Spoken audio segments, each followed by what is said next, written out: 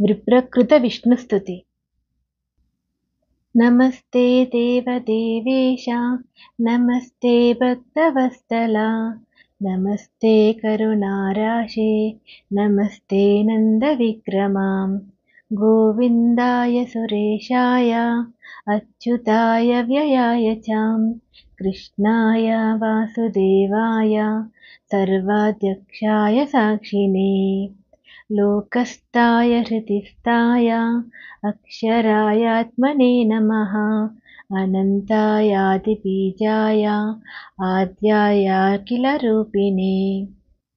यज्ञाय यज्ञपतये, माधवाय मुरारये, जलस्थाय सलस्थाय, तर्वगाय मलात्मने, सच्चिद्रूपाय सौम्याय, नमः सर्वगणाशिने, नमः कालाय कलये, कामितार्थप्रदाय च, नमो दान्ताय शान्ताय, विष्णवे जिष्णवे नमः, विश्वेशाय विशालाय, वेदसे विश्ववासिने,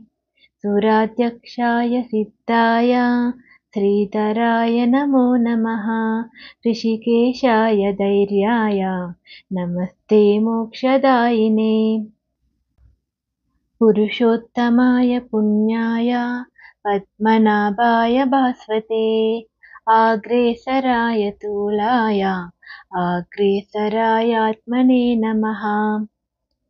जनार्दनाय जैत्राय, जितामित्राय जीविने, वेदवेद्याय विश्वाय, नारसिंहाय ते नमः, ज्ञानाय ज्ञानरूपाय, ज्ञानदायाखिलात्मने, दुरन्दराय दुर्याय, दराधाराय ते नमः, नारायणाय शर्वाय, राक्षसानीकवैरिणे, गुह्याय गुह्यपतये, गुरवे गुणधारिणे, कारुण्याय शरण्याय, कान्तायामृतमूर्तये, केशवाय नमस्तेस्तु, नमो दामोदराय च,